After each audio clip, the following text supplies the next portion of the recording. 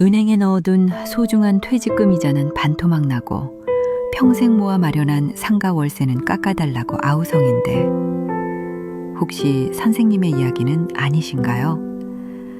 최근 미국에서 시작된 금리 인하의 칼바람이 남의 나라 얘기인 줄만 알았는데 바로 우리 집 가계부를 겨누고 있습니다. 평생 일만 하고 살았는데 이제 좀 편하게 살아보려 하니 모아둔 돈의 가치가 매일같이 녹아내리는 기분 느껴보셨습니까? 경기도 수원에 사는 61세 이진수 선생님은 퇴직금 2억 5천만 원에서 나오는 이자가 생활비의 전부였지만 이제는 원금을 깨서 쓰고 계십니다. 마포에서 작은 오피스텔로 노후를 보내려던 67세 최명희 선생님은 월세 수입이 급감해 건물 유지비 내기도 벅찬 상황입니다. 이 두 분의 눈물 젖은 사연, 이게 과연 남의 일일까요? 오늘 영상 놓치시면 10년 뒤 자식에게 손 벌리는 부모가 될지도 모릅니다. 지금 바로 확인하시죠. 여보, 당신은 평생 고생만 했는데 만약에 다시 태어나면 나 같은 놈 말고 부잣집 도련님 만나서 호강 좀 해봐. 알았지? 경기도 성남의 낡은 빌라. 작은 텔레비전 앞에 앉아 있던 김영철은 뜬금없이 아내의 흑백 영정사진을 향해 혼잣말을 건넸다. 사진 속 아내는 28, 가장 예뻤던 그때 그 시절의 모습으로 활짝 웃고 있었다.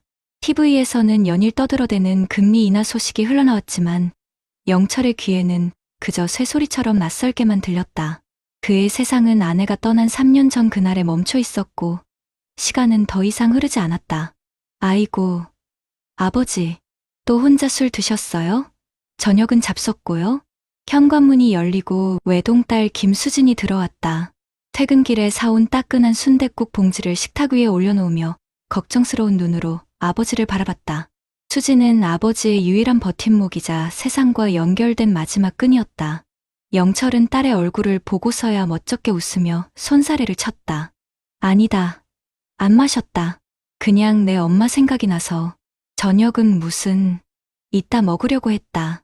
맨날 이따 그러다 속 다 버리셔요. 얼른 데울 테니 앉으세요. 마침 뉴스에서 아버지 얘기 나오네요.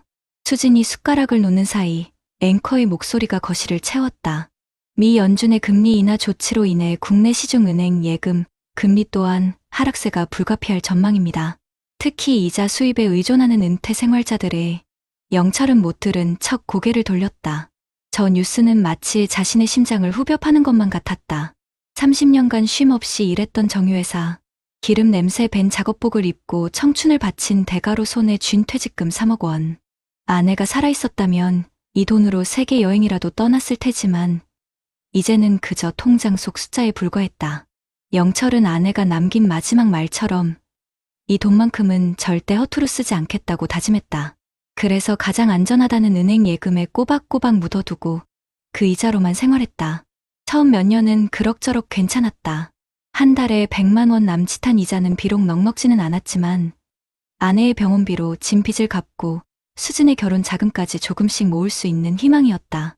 하지만 세상은 영철의 편이 아니었다. 작년부터 꺾이기 시작한 금리는 바닥을 모르고 곤두박질 쳤고 어느새 이자 수입은 반토막이 나 있었다. 60만 원. 그것이 지금 영철이 한 달 동안 손에 쥐는 돈의 전부였다. 월세 40만 원을 내고 나면 고작 20만 원이 남았다. 그걸로 공과금을 내고 식비를 해결하고 가끔 찾아오는 손녀에게 용돈이라도 쥐어주려면 턱없이 부족했다. 결국 그는 얼마 전부터 원금을 깨기 시작했다. 야금야금 마치 존벌레가 옷을 갉아먹듯 퇴직금이 줄어드는 것을 보면서도 어쩔 도리가 없었다. 아버지, 저번에 말씀드린 거요. 그 주식형 펀드라도 한번 알아보시면. 됐다. 그놈의 펀드, 주식 소리 좀 그만해라. 내 아빠는 그런 거 모른다. 평생 땀 흘려번 돈을 어떻게 그런 투전판에 던지냐. 내 엄마가 하늘에서 보고 있다. 영철은 버럭 소리를 질렀다. 사실은 두려웠다. 모르는 세계에 발을 들였다가 평생의 결실을 한순간에 잃을까봐. 아내와의 약속을 지키지 못할까봐. 그는 그저 이 지긋지긋한 현실에서 눈을 감고 싶을 뿐이었다. 수지는 더 이상 말을 잇지 못했다. 아버지의 고집과 두려움을 누구보다 잘 알기 때문이었다. 그녀는 묵묵히 순댓국을 아버지의 밥그릇에 퍼담았다. 뚝배기에서 피어오르는 김이 두 사람 사이의 어색한 침묵을 잠시나마 덮어주었다. 그날 밤, 영철은 잠을 이루지 못했다. 천장에 어른거리는 아내의 얼굴 위로 통장 잔고가 시시각각 줄어드는 환영이 겹쳐 보였다. 그는 어둠 속에서 조용히 흐느꼈다. 며칠 뒤, 영철은 수진의 성화에 못 이겨 은행을 찾았다. 혹시나 하는 마음에 정말 손톱만큼의 희망이라도 붙잡고 싶었다. 번호표를 뽑고 기다리는 시간은 연겁처럼 길게 느껴졌다. 주변에는 자신과 비슷한 연배의 사람들이 잔뜩 앉아 있었다. 그들의 얼굴에도 영철과 같은 불안과 초조함이 역력했다. 고객님, 현재로서는 정기예금 금리가 더 오를 가능성은 희박합니다. 오히려 추가 인하 가능성도 배제할 수 없는 상황이라 젊은 은행 직원의 목소리는 기계처럼 차갑고 단호했다. 영철은 마지막 희망의 끈이 툭 하고 끊어지는 소리를 들었다. 그는 힘없이 의자에서 일어나 은행을 나섰다. 밖은 어느새 해가 저물고 있었다. 회색빛 도시의 저녁은 그의 마음처럼 스산했다. 터덜터덜 집으로 향하는 그의 발걸음은 천근만근 무거웠다. 그때였다. 영철의 눈에 길 건너편의 항공인중개사 사무소가 들어왔다. 수익형 오피스텔, 연 8% 확정 수익 보장이라는 현수막이 바람에 펄럭이고 있었다. 마치 사막의 신기루처럼 혹은 어둠 속 한 줄기 빛처럼 느껴졌다. 영철은 자신도 모르게 홀린 듯 횡단보도를 건넜다. 어서 오세요, 사장님. 뭐 좋은 물건이라도 찾으시는 거 있으세요? 기름진 머리를 한 중개인이 그를 반갑게 맞았다. 영철은 잠시 머뭇거리다 입을 열었다. 저 현수막 보고 왔는데요. 정말 8% 수익이 나옵니까? 에이, 사장님. 당연하죠. 요즘 같은 저금리 시대에 은행에 돈 묻어두는 것만큼 바보 같은 짓이 어딨습니까? 이 오피스텔 하나면요. 따박따박 월세 받으면서 평생 연금처럼 사실 수 있다니까요. 중개인은 현란한 말솜씨로 영철을 구워 삶기 시작했다. 그는 이 오피스텔이 얼마나 좋은 위치에 있는지, 공실 걱정은 전혀 할 필요가 없는지, 심지어 시세 차이까지 노릴 수 있다고 열변을 토했다. 영철의 귀에는 안전, 고수익, 노후 보장이라는 단어만 맴돌았다. 은행 직원의 차가운 목소리와는 너무나도 다른 달콤한 속삭임이었다. 그날 밤, 영철은 계약서에 도장을 찍었다. 퇴직금 3억 원 중 2억 5천만 원을 오피스텔 분양금으로 치렀다. 남은 5천만 원으로 밀린 빚을 갚고 나니 통장에는 거의 남은 돈이 없었다. 불안했지만 한편으로는 가슴 벅찼다. 이제 매달 150만 원이 넘는 월세가 들어올 것이다. 더 이상 원금을 깨지 않아도 되고 수진에게 짐이 되지 않아도 된다. 그는 아내의 영정사진을 보며 환하게 웃었다. 여보, 봤지? 나도 이제 건물주야. 당신한테 부끄럽지 않은 남편 될게. 하늘에서 지켜봐줘. 하지만 영철의 장밋빛 꿈은 오래가지 않았다. 첫째 딸은 약속대로 월세가 꼬박꼬박 들어왔다. 그는 오랜만에 딸과 손녀를 불러 외식도 하고 두둑한 용돈도 쥐어주었다. 하지만 기쁨은 잠시였다. 입주 3개월 차부터 세입자는 월세를 밀리기 시작했다. 처음에는 사정이 어렵다며 사정을 하더니 나중에는 아예 연락조차 받지 않았다. 관리비는 계속 쌓여갔고 영철은 오히려 자기 돈을 들여 밀린 관리비를 내야 하는 처지가 되었다. 엎친 데 덮친 격으로 정부의 부동산 규제 정책이 발표되면서 오피스텔 가격마저 폭락하기 시작했다. 연 8% 확정 수익을 외치던 분양사무소는 이미 문을 닫은 지 오래였고 그를 부추겼던 중개인은 전화를 받지 않았다. 영철은 그제야 자신이 사기를 당했다는 것을 깨달았다. 세상이 무너져 내리는 것 같았다. 그는 매일같이 텅 빈 오피스텔을 찾아갔다. 굳게 닫힌 철문 앞에서 하염없이 세입자를 기다렸지만 돌아오는 것은 싸늘한 복도의 정적뿐이었다. 아내에게 바친 맹세, 딸에게 약속했던 든든한 미래, 그 모든 것이 한낱 신기루처럼 사라져버렸다.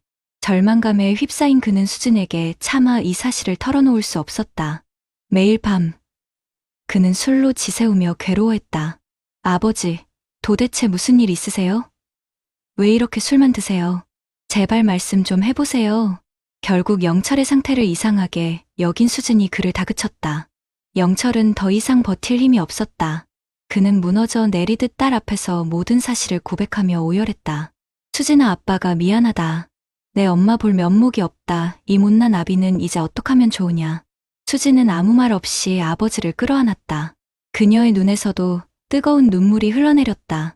아버지의 어깨는 금방이라도 부서질 듯 가늘게 떨리고 있었다. 평생 가족을 위해 헌신했던 아버지의 등이 오늘따라 유난히 작아 보였다. 며칠 후 수진은 아버지의 손을 잡고 법률구조공단을 찾았다. 변호사는 안타까운 표정으로 서류를 검토하더니 고개를 저었다.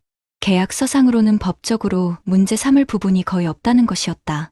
소송을 해도 이길 확률이 희박하고 시간과 비용만 낭비할 가능성이 크다고 했다. 마지막 희망마저 사라진 순간이었다. 집으로 돌아오는 버스 안, 창밖의 풍경이 빠르게 스쳐 지나갔다. 영철은 멍하니 창밖을 바라보며 생각에 잠겼다. 무엇이 잘못된 걸까? 평생 성실하게 살아온 죄밖에 없는데 왜 자신에게 이런 시련이 닥치는 걸까? 아내에게 그리고 딸에게 너무나도 미안했다. 그는 조용히 입을 열었다. 수진아, 그냥 다 포기하자. 아빠가 욕심부린 벌 받는 거다. 아니에요, 아버지. 포기하면 안 돼요. 어떻게든 방법이 있을 거예요. 제가 어떻게든. 수진의 목소리가 떨려왔다. 그때 버스가 정류장에 멈춰섰다.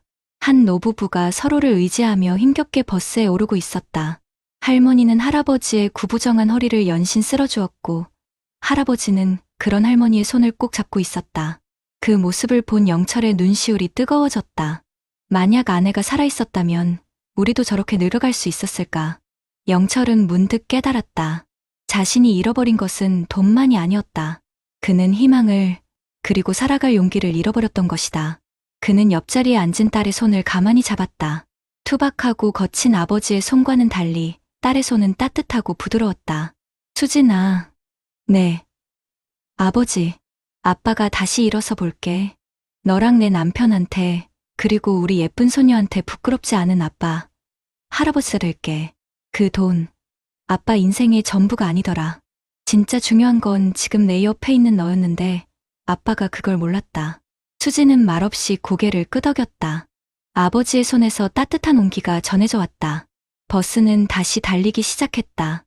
창밖으로는 어느새 노을이 지고 있었다. 붉게 타오르는 저녁 하늘은 마치 새로운 시작을 알리는 신호탄 같았다. 며칠 뒤 영철은 새벽 인력 시장에 나갔다. 젊은 시절의 기력은 아니었지만 아직 일할 힘은 남아있었다. 그는 낡은 작업복을 다시 꺼내 입었다. 기름 냄새 대신 흙먼지가 묻어났지만 땀 흘려 일하는 고단함 속에서 그는 오히려 삶의 활력을 되찾았다. 적은 돈이었지만 그는 그 돈으로 딸에게 작은 선물을 사주기도 하고 손녀의 간식을 사주기도 했다. 통장 잔고는 비어갔지만 그의 마음은 그 어느 때보다 풍요로워졌다. 그날 저녁 영철은 퇴근 후 딸이 차려준 저녁상에 마주 앉았다. TV에서는 여전히 어려운 경제 소식이 흘러나오고 있었다. 하지만 더 이상 그 소리는 영철의 마음을 흔들지 못했다. 수진아, 그거 아냐? 날이 참 좋더라. 오늘따라 하늘이 유난히 파랗더라고. 영철은 밥을 한술 크게 뜨며 말했다. 그의 얼굴에는 오랜만에 편안한 미소가 걸려 있었다. 그 미소를 보며 수진도 따라 웃었다. 아버지가 잃어버렸던 것은 돈이 아니라 바로 저 웃음이었을 것이다. 세상의 모든 것이 무너져 내린 것 같던 절망의 순간에도 결국 우리를 다시 일으켜 세우는 것은 돈이 아닌 사랑하는 사람들이라는 것. 김영철 씨의 이야기는 우리에게 바로 그 평범하지만 위대한 진리를 가르쳐주고 있었다. 그의 텅 빈 통장은 역설적으로 세상에서 가장 소중한 것으로 채워지고 있었다. 그것은 바로 가족이었다. 여러분 어떠시나요? 위의 사례는 정말 비참하고 서글픈 인생 아닌가요? 하지만 지금부터 소개해드리는 사례는 정반대의 선택으로 행복한 노후를 보내고 있는 분을 소개해드리겠습니다. 경기도 고양시의 한 아파트.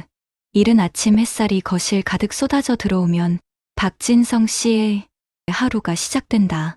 35년간 교직에 몸담았던 그는 5년 전 명예퇴직 후 아내 이윤숙 씨와 함께 제2의 신혼을 보내고 있었다. 그의 아침은 아내가 정성껏 내린 커피 향과 함께 시작된다. 신문을 넘기는 그의 옆에서 아내는 베란다 화초에 물을 주며 소소한 이야기를 나눈다. 이들에게는 매달 280만 원의 공무원 연금이 꼬박꼬박 통장에 들어온다. 큰 돈은 아니지만 두 사람이 소박하게 생활하고 가끔 여행을 다니기에는 부족함이 없는 금액이었다. 여보, 오늘 동창 모임 있는데 최서방이 또 한턱 크게 쏜다나 봐. 저번에 무슨 바이오 주식으로 대박이 났다고 자랑이 이만저만이 아니었거든. 아내의 말에 진성 씨는 신문에서 눈을 떼었다. 친구 최만식은 은퇴 후 과감한 주식 투자로 몇 년 새 자산을 크게 불린 인물이었다. 만날 때마다 진성 씨에게 답답하다며 핀잔을 주곤 했다. 박 선생, 그 쥐꼬리만 한 연금 받아서 어느 세월에 부자 되겠나? 인생은 한 방이야. 한 방. 친구의 목소리가 귓가에 맴도는 듯했다. 사실 진성 씨도 흔들리지 않았다면 거짓말이다. 주변에서 주식이다, 코인이다, 부동산이다 해서 돈을 벌었다는 소리가 들려올 때마다 평생 모은 예금 1억 원이 초라하게 느껴지기도 했다. 어느 날 저녁 최만식에게서 전화가 걸려왔다. 목소리는 흥분으로 가득 차 있었다. 진성아, 내가 너한테만 알려주는 정보다. 지금 임상 3상 들어간 신약 개발 회사가 있는데 이거 터지면 최소 10배는 먹는다. 내가 너 생각해서 특별히 알려주는 거야. 당장 내일 아침에 있는 돈 없는 돈 다 끌어모아서 투자해라. 평생 연금만 쳐다보고 살 거냐? 진성 씨의 심장이 쿵쾅거리기 시작했다. 10배. 그 말은 마법처럼 그의 이성을 마비시켰다. 1억이 10억이 되는 상상. 아내에게 번듯한 집 한 채 사주고 자식들 도움 없이 세계 일주를 하는 꿈 같은 미래가 눈앞에 아른거렸다. 그날 밤 진성 씨는 잠을 설쳤다. 통장을 열었다 닫았다, 컴퓨터로 주식창을 켰다 껐다를 반복했다. 그의 마음속에서 안정과 욕심이라는 두 마리 개가 맹렬하게 싸우고 있었다. 날이 밝아오자 그는 결국 결심한 듯 아내를 깨웠다. 여보, 나 당신이랑 상의할 게 있는데. 그는 밤새 고민했던 이야기를 조심스럽게 꺼냈다. 아내 은숙 씨는 말없이 남편의 이야기를 끝까지 들어주었다. 그리고는 조용히 찻잔을 내려놓고 남편의 손을 잡았다. 여보, 우리는 부자가 되려고 평생을 아등바등 살아온 게 아니잖아요. 우리는 그저 오늘처럼 아침에 같이 커피 마시고 주말에는 손주들 재롱 보면서 아프지 않고 함께 늙어가는 게 꿈 아니었어요? 아내의 따뜻한 한마디는 그 어떤 재테크 전문가의 조언보다 그의 마음을 깊게 파고들었다. 당신 말이 맞아. 내가 잠시 헛된 꿈을 꿨나 보오. 진성 씨는 그제야 마음을 다잡고 친구에게 정중히 거절 문자를 보냈다. 그 후로 몇 달이 지났다. 진성 씨는 친구의 권유를 잊고 다시 평온한 일상을 되찾았다. 아내와 함께 동네 문화센터에서 서예를 배우고 주말이면 작은 텃밭을 가꾸는 재미에 푹 빠져 살았다. 그러던 어느 날 뉴스에서 충격적인 소식이 흘러나왔다. 최만식이 추천했던 그 바이오 회사가 임상 결과를 조작한 혐의로 검찰의 압수수색을 받았고 주가는 휴지 조각이 되었다는 내용이었다. 곧이어 친구에게서 전화가 걸려왔다. 전화기 너머로 들려오는 친구의 목소리는 절규에 가까웠다. 평생 모은 노후 자금은 물론 자식들 집까지 담보로 잡혀 빌린 돈을 모두 날렸다는 것이었다. 진성 씨는 아무 말도 할 수 없었다. 친구에 대한 안타까움과 함께 아내의 얼굴을 보며 가슴을 쓸어내렸다. 만약 그때 아내가 자신을 잡아주지 않았더라면 지금 절규하고 있는 것은 바로 자신이 되었을지도 모른다. 그 주 주말 진성 씨와 아내는 강원도 속초로 짧은 여행을 떠났다. 화려한 호텔은 아니었지만 바다가 보이는 작은 민박집 창가에 앉아 파도 소리를 들었다. 아내가 끓여준 라면을 먹으며 그는 문득 생각했다. 통장에는 여전히 1억 원이 그대로 있었고 매달 나오는 연금도 변함이 없었다. 하지만 그의 마음은 그 어느 때보다 부유하고 평화로웠다. 인생은 한 방이라던 친구의 말이 떠올랐다. 그러나 진성 씨에게 인생은 한 방의 대박이 아니라 아내와 함께하는 하루하루의 소중함이었다. 그는 뜨끈한 라면 국물을 마시며 옆에 앉은 아내의 손을 꼭 잡았다. 여보, 우리 다음 달에는 남해로 가볼까? 동백꽃이 예쁘게 폈다던데. 진성 씨의 말에 아내가 환하게 웃었다. 그의 얼굴에도 잔잔한 미소가 번졌다. 남들이 보기에는 아무것도 변한 것 없는 지루한 노년일지 모른다. 하지만 박진성 씨는 알고 있었다. 지키는 것이 때로는 버는 것보다 훨씬 더 위대하며 가장 큰 부는 더 많은 돈이 아니라 오늘의 행복을 내일도 누릴 수 있다는 확신이라는 것을. 화려한 수익률 그래프 대신 아내의 웃음과 잔잔한 파도 소리로 채워진 그의 노후는 그 누구보다 안정되고 풍요로웠다. 그의 이야기는 우리에게 진정한 노후의 행복이 어디에 있는지를 조용히 그러나 깊은 울림으로 말해주고 있었다. 앞선 사례들을 잘 보셨나요? 이런 문제들과 관련해서 전문가들과 통계 자료를 소개해드리겠습니다. 김영철 선생님의 안타까운 이야기는 결코 남의 일이 아닙니다. 지금 대한민국은 초고령 사회로 달려가고 있고 은행 이자는 물가 상승률도 못 따라가는 시대에 살고 있지 않습니까? 얼마나 모았나도 중요하지만 이제는 이 모은 돈을 어떻게 지키고 어떻게 안정적으로 오래 쓸 수 있을까를 고민해야 하는 새로운 숙제가 우리 앞에 놓인 겁니다. 통계청 자료를 보면요. 우리나라 66세 이상 은퇴하신 분들의 상대적 빈곤율이 무려 39.8%에 달한다고 합니다. 이게 경제협력개발기구, 그러니까 잘 사는 나라들 모임에서 최고 수준이라는 거예요. 왜 이럴까요? 대부분의 자산이 아파트 한 채, 부동산에 묶여 있다 보니 당장 쓸 수 있는 현금이 부족한 분들이 많습니다. 그러니 김영철 선생님처럼 매달 꼬박꼬박 생활비를 만들어줄 수 있다는 말에 귀가 솔깃해지는 거죠. 전문가들은 하나같이 경고합니다. 지금처럼 저금리 시대에 은행 예금에만 돈을 묻어두면 돈의 가치가 가만히 앉아서 줄어드는 거라고요. 그래서 많은 분들이 주식이나 펀드 같은 조금은 위험한 곳에 눈을 돌리시다가 심지어는 원금까지 몽땅 날리는 파생결합 펀드 같은 아주 위험한 상품에 손을 대기도 하십니다. 김영철 선생님이 당했던 수익형 오피스텔 연 8% 확정 수익 보장 같은 말은요. 사실상 사기에 가까운 전형적인 수법입니다. 특히 우리 시니어 세대는 정보도 부족하고 스마트폰 같은 디지털 기기 사용도 익숙지 않다 보니 보이스피싱이나 투자 사기에 너무나도 쉽게 노출될 수밖에 없습니다. 금융감독원에서 교육도 하고 여러 노력을 한다지만 현장에서는 여전히 부족한 게 현실이죠. 김영철 선생님의 사례는 우리에게 두 가지를 똑똑히 보여줍니다. 첫째는 노후 자금은 수익률보다 안전이 100번, 1000번 중요하다는 것. 그리고 둘째는 마음이 급해지면 평소에는 보였을 허점도 보이지 않게 되어 사기당하기 쉽다는 것입니다. 반면에 박진성 선생님의 이야기는 정말 현명한 선택이 무엇인지 다시 한번 생각하게 합니다.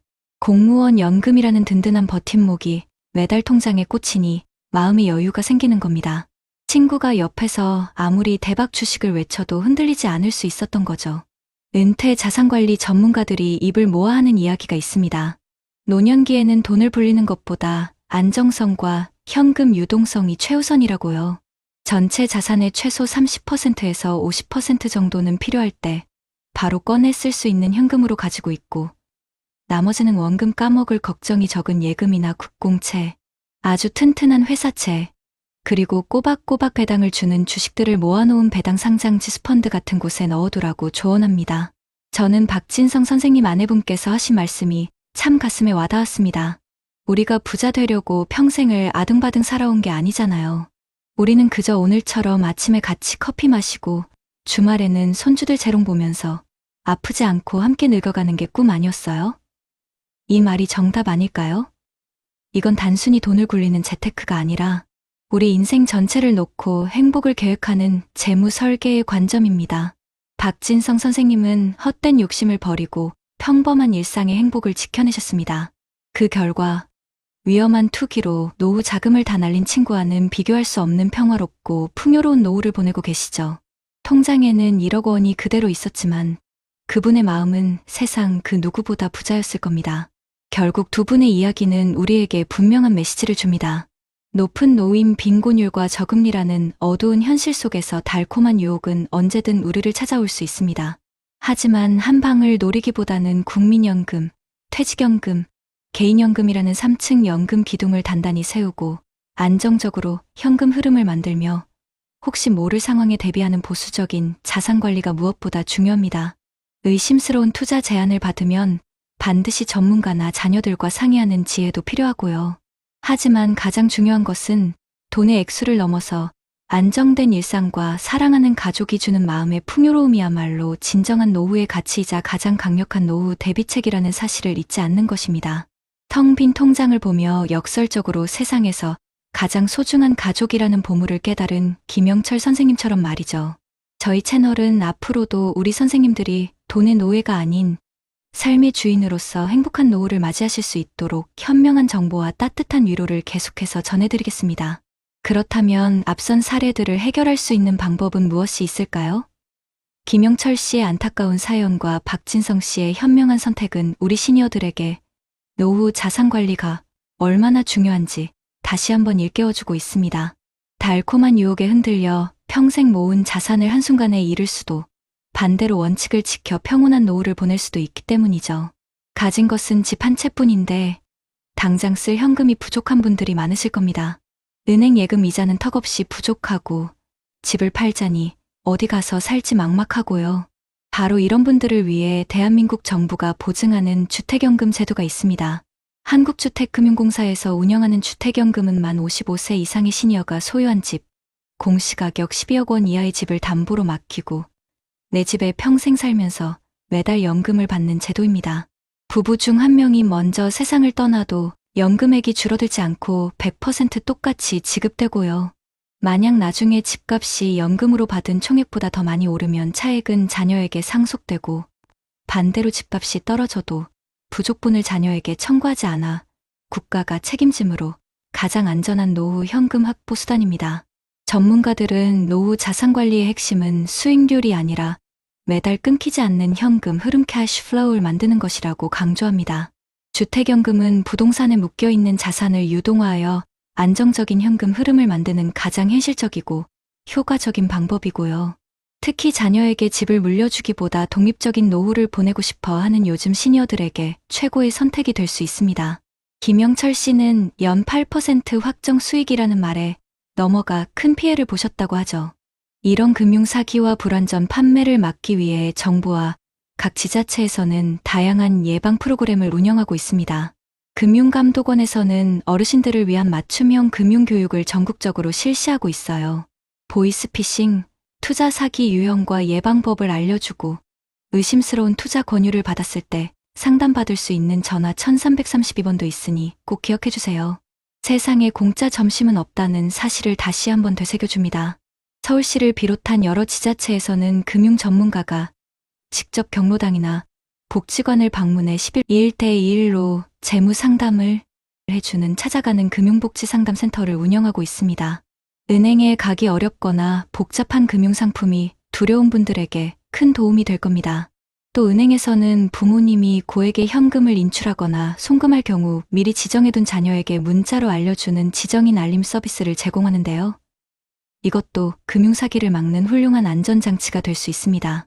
전문가들은 투자를 권유받았을 때 그 자리에서 바로 결정하는 것이 가장 위험하다고 조언합니다. 나중에 자녀와 상의해보고 다시 오겠다, 이 한마디가 수억 원의 자산을 지켜줄 수 있다고 합니다. 또한 원금 보장과 고수익이라는 두 단어가 함께 쓰이면 100% 사기라고 봐도 무방합니다. 투자의 세계에서 원금 보장과 고수익은 절대 양립할 수 없다는 사실을 명심해야 합니다. 박진성 씨의 사례는 노후의 진정한 행복이 돈의 액수가 아닌 안정적인 삶과 사랑하는 가족에 있다는 것을 보여줍니다. 정부가 제공하는 든든한 정책들을 울타리 삼아 현명하게 자산을 관리하고 달콤한 유혹보다는 가족의 따뜻한 조언에 귀 기울이는 것. 그것이 바로 우리 모두가 꿈꾸는 평화롭고 풍요로운 노후를 만드는 가장 확실한 길일 것입니다. 세월의 강물 위 삶이라는 배 띄워 거친 풍파 헤쳐왔으나 때론 더섭는 물거품처럼 희미해지는 기억 속에서 우리 다시 묻는다. 나는 지금 어디쯤 와 있는가? 내 노을빛 인생은 어떤 빛깔로 물들고 있는가? 오늘 우리는 김영철님의 안타까운 이야기와 박진성님의 현명한 선택을 통해 노후라는 길 위에서 마주하는 두 달의 길을 보았습니다. 한 분은 달콤한 유혹의 속삭임에 넘어가 평생의 땀과 눈물로 쌓아 올린 소중한 자산을 한순간에 잃고 깊은 상심에 잠기셨습니다. 반면 또 다른 한 분은 조급함을 버리고 정부가 마련한 든든한 제도를 현명하게 활용하며 사랑하는 가족들과 함께 평온하고 안정된 노후를 보내고 계십니다.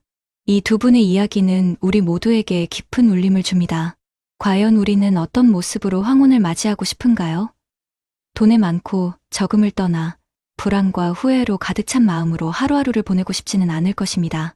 진정으로 원하는 것은 오늘 하루가 감사하고 내일이 기대되는 사랑하는 이들과 함께 웃음꽃 피우는 평화로운 노후가 아닐까요? 박진성 님처럼 흔들림 없는 노년을 보내기 위해 우리는 작은 노력부터 시작할 수 있습니다. 가장 먼저 가진 것은 집 한 채뿐이지만 현금이 부족해 어려움을 겪는 분들을 위한 든든한 울타리, 주택연금을 기억해 주십시오. 내 집에서 평생 살면서 매달 연금을 받는 이 제도는 부동산에 묶인 자산을 유동화하여 안정적인 현금 흐름을 만드는 가장 현실적인 방안입니다. 부부 중 한 분이 먼저 세상을 떠나도 연금액이 줄어들지 않고 집값이 떨어져도 부족분을 자녀에게 청구하지 않는다는 국가의 책임감 있는 보장은 우리 시니어들이 짊어진 불안의 짐을 덜어주는 따뜻한 위로가 되어줄 것입니다. 자녀에게 집을 물려주는 것보다 내 삶의 주체로서 독립적이고 품위 있는 노후를 보내고자 하는 요즘 시니어들에게 주택연금은 더 이상 선택이 아닌 현명한 지혜의 상징입니다. 김영철 님이 겪으셨던 금융사기의 아픔을 되풀이하지 않기 위해 우리는 또 다른 노력이 필요합니다. 연 8% 확정 수익, 원금 보장 고수익이라는 달콤하지만 위험한 유혹 앞에서 우리는 잠시 멈춰서서 생각하는 용기를 가져야 합니다. 세상에 공짜 점심은 없다는 평범한 진리를 다시 한번 가슴 깊이 새겨야 합니다. 금융감독원의 어르신 맞춤형 금융교육은 이러한 위험으로부터 우리를 지켜주는 든든한 방패가 되어줄 것입니다. 보이스피싱, 투자 사기 유형과 예방법을 배우고 의심스러운 제안을 받았을 때 주저없이 전화 1332번으로 도움을 요청하는 습관을 들인다면 평생 모은 소중한 자산을 안전하게 지킬 수 있습니다. 또한 서울시를 비롯한 여러 지자체에서 운영하는 찾아가는 금융복지상담센터는 은행 문턱이 높게 느껴지거나 복잡한 금융상품이 두려운 어르신들을 위한 맞춤형 서비스입니다. 전문가들이 직접 경로당이나 복지관을 찾아 1대1 재무상담을 해주니 혼자 고민하지 마시고 주저없이 문을 두드리십시오. 은행의 지정인 알림 서비스는 부모님이 고액을 인출하거나 송금할 경우 자녀에게 문자로 알려주어 금융사기를 막는 또 하나의 훌륭한 안전장치가 되어줄 것입니다. 투자를 권유받았을 때 그 자리에서 바로 결정하기보다 나중에 자녀와 상의해보고 다시 오겠다는 한마디는 수억 원의 자산을 지켜주는 마법의 주문이 될 수 있다는 전문가들의 조언을 잊지 마십시오. 사랑하는 시청자 여러분, 노후의 진정한 행복은 통장에 찍힌 숫자의 크기만으로 결정되지 않습니다. 안정적인 삶을 위한 현명한 준비, 그리고 사랑하는 가족들과 함께 나누는 따뜻한 마음이야말로 우리 인생의 가장 값진 보물입니다. 정부가 마련한 든든한 정책들을 울타리 삼아 현명하게 자산을 관리하고 달콤한 유혹보다는 가족의 따뜻한 조언에 귀 기울이며 함께 인생의 황혼을 아름답게 물들여가는 것. 그것이 바로 우리가 꿈꾸는 평화롭고 풍요로운 노후를 만드는 가장 확실하고 감동적인 길입니다. 지금 이 순간 당신의 삶이 어떤 빛깔이든 괜찮습니다. 오늘부터 시작되는 작은 변화와 현명한 선택들이 모여 당신의 남은 인생을 더 아름답고 찬란하게 빛낼 것이라고 저는 믿습니다. 부디 이 이야기가 여러분의 노후의 작은 희망과 따뜻한 위로가 되기를 간절히 바랍니다. 감사합니다. 평생 뼈 빠지게 일해서 마련한 내 아파트. 어느 날 갑자기 반토막이 날 수도 있다는 생각 혹시 해보셨습니까? 요즘 뉴스만 틀면 나오는 건설사 줄도산 이야기, 그냥 남의 일이라고만 생각하셨나요? 완공하고도 불 꺼진 유령 아파트가 전국에 늘어나고 우리 경제의 심장이라던 건설업체, 둘 중 하나는 당장 내일 망해도 이상하지 않은 좀비 기업이라는 사실 알고 계셨습니까? 이건 단순히 집값 문제가 아닙니다. 바로 우리 모두의 노후 자금을 정조준하는 거대한 시한폭탄입니다. 지금 이 거대한 붕괴의 흐름을 제대로 알지 못하면 평생 모은 재산이 한순간에 사라지는 끔찍한 비극의 주인공이 바로 당신이 될 수도 있습니다. 오늘 인생 답안지에서는 대한민국 건설업 붕괴의 충격적인 실태와 내 돈을 지키기 위해 지금 당장 무엇을 알아야 하는지 그 진실을 낱낱이 파헤쳐 드리겠습니다. 평생을 바쳐 쌓아 올린 당신의 성벽이 어느 날 아침 모래성처럼 허물어질 수도 있다는 생각 혹시 해보셨습니까? 이건 그저 먼 나라의 낯선 이야기가 아닙니다. 바로 오늘 우리의 이야기입니다. 박철근 씨의 하루는 언제나 동이 트기 전 새벽 4시 반에 시작된다. 올해 78, 뼛속까지 스민 시멘트 냄새와 굳은 살이 박인 손바닥이 그의 훈장이자 이력서였다. 젊은 시절 그는 맨주먹으로 시작해 대한민국 구석구석에 아파트를 올린 건설 역군이었다. 그가 흘린 땀방울이 벽돌이 되고 그의 밤샘이 누군가의 안락한 보금자리가 되었다. 그런 그에게 아파트란 단순한 콘크리트 덩어리가 아니었다. 삶 그 자체였고 가족을 지켜주는 가장 단단한 성벽이었다. 그날 아침도 그는 낡았지만 기품 있는 오래된 아파트 단지를 가로질러 산책에 나섰다. 그의 걸음이 멈춘 곳은 단지 너머 하늘을 향해 쭉쭉 뻗어 올라가던 신축 아파트 공사 현장 앞이었다. 가온체 퍼스트라는 근사한 이름이 붙은 곳. 얼마 전까지만 해도 타워 크레인이 쉴 새 없이 움직이고 쿵쿵 쇠 파이프 부딪는 소리가 경쾌한 교향곡처럼 울려 퍼지던 곳이었다. 하지만 오늘따라 현장은 섬뜩할 만큼 고요했다. 마치 거대한 거인의 숨이 멎어버린 듯 시간마저 얼어붙은 것 같았다. 어르신, 또 나오셨네요. 앳된 얼굴에 경비원 청년이 꾸벅 인사를 건넸다. 박철근 씨는 멋쩍게 웃으며 현장을 가리켰다.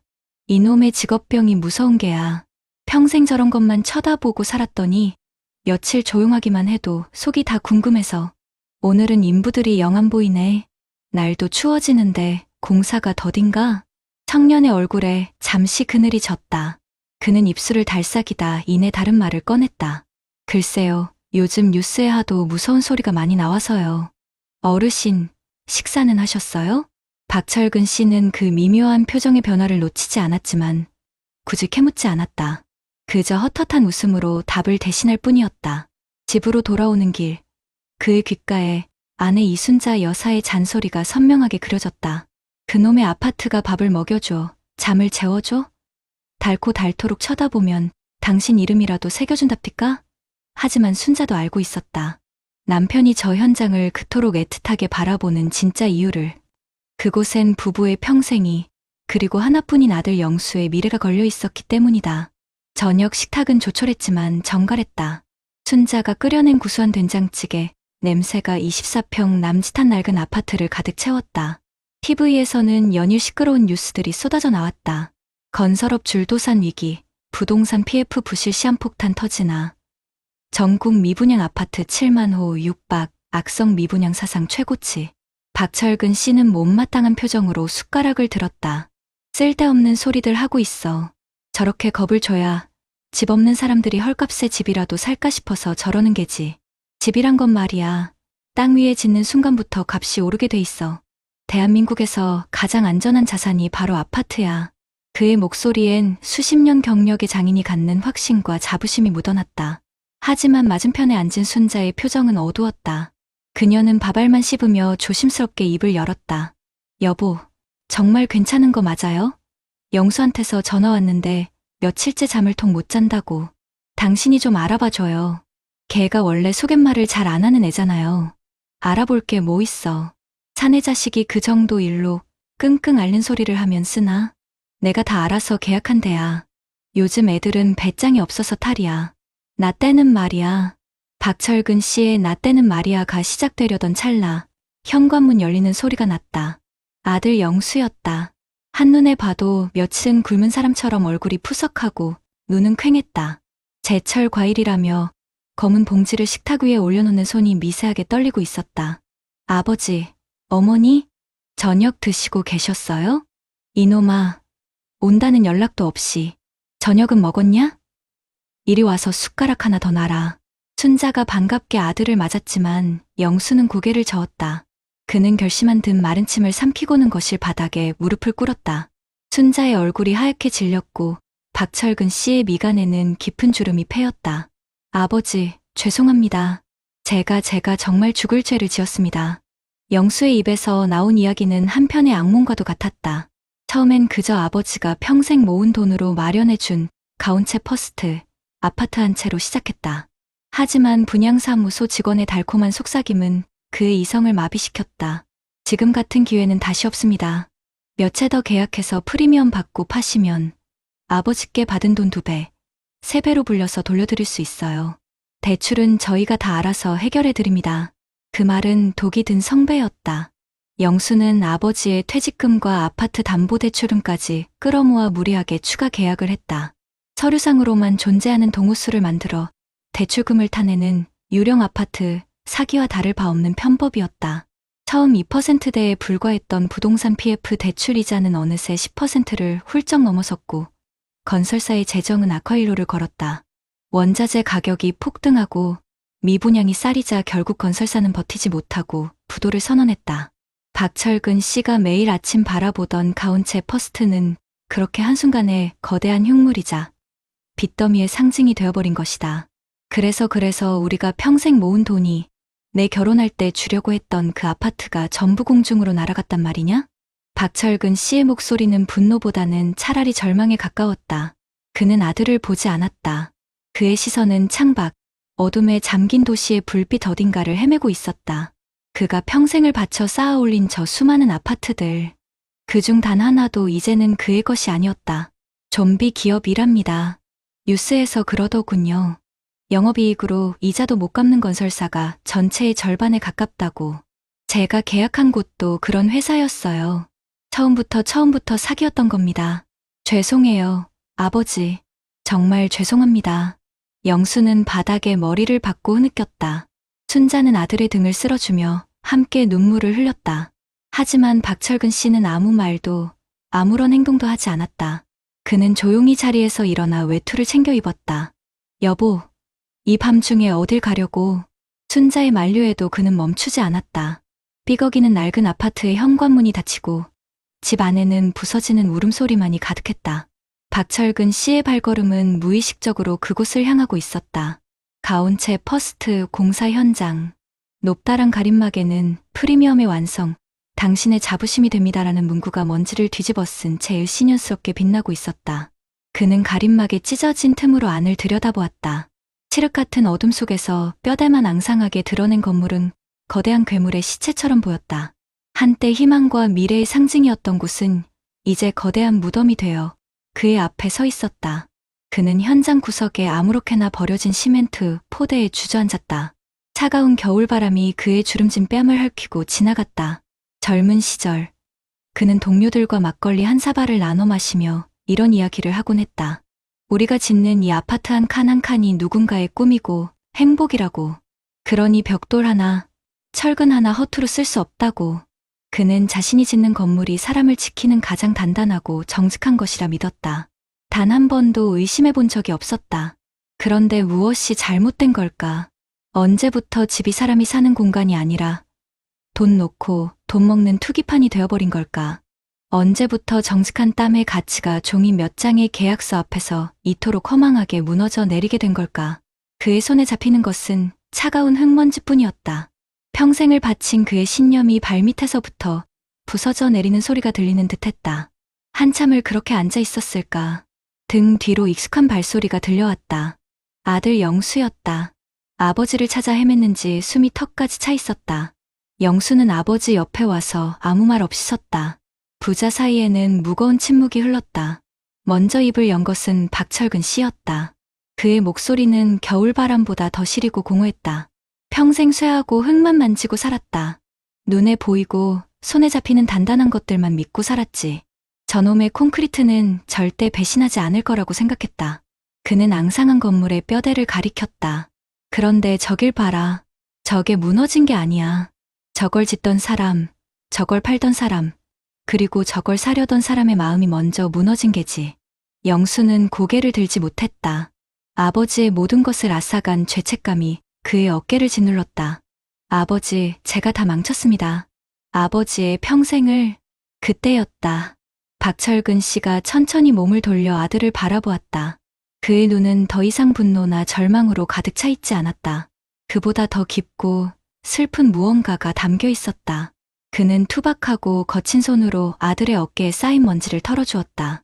마치 어린 시절 흙장난을 하고 돌아온 아들의 옷을 털어주던 그 손길처럼. 아니다. 집이 무너진 거지 인생이 무너진 게 아니다. 아비가 돼서 그것도 하나 못 가르쳤구나. 그의 한마디는 그 어떤 질책보다 아들의 가슴을 아프게 파고들었다. 영수는 참았던 눈물을 터뜨렸다.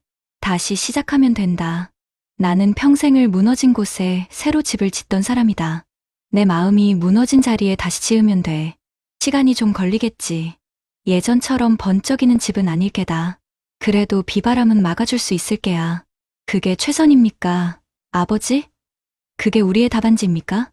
영수는 차마 묻지 못했다.